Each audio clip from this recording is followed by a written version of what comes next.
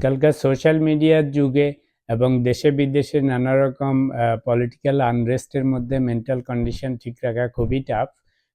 বেশিরভাগ ক্ষেত্রে আমরা বিভিন্ন জিনিস নিয়ে চিন্তা করতে করতে খুবই মেন্টালি সিক হয়ে যাই, ইমোশনাল হয়ে যাই, সেন্টিমেন্টাল হয়ে যাই। তো এগুলি আপনার personal life, family life, professional লাইফে অনেক এফেক্ট করে। তো সেই জন্য সব কিছুতে ইনভলভ হওয়া ভালো, কিন্তু এগুলিকে এতটা ইমোশনালি নেওয়া ঠিক না যে যেটাতে আপনার নিজেরই ডিপ্রেশন আসে, আপনার নিজের মন খারাপ হয়। এগুলিতে মন খারাপ থাকলে শরীরও খারাপ হয়, কোনো কিছুতে মন লাগে না, কাজে মন লাগে না। আর যে সমস্ত জায়গায় গেলে পজিটিভ কথাবার্তা হয়, সুন্দর কথাবার্তা হয়, সেসব জায়গায় যাবেন বেশি। যেখানে বেশি নেগেটিভ কথাবার্তা হয়, বেশি গোলমালের জায়গায়, এগুলি অ্যাভয়েড করাই ভালো।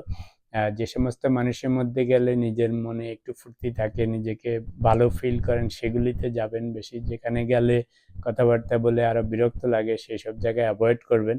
তো তাতে আপনার মেন্টাল কন্ডিশন ভালো থাকবে। আর মেন্টাল কন্ডিশন ভালো থাকলে family life, personal life, professional life সব জায়গাতে ভালো থাকবেন।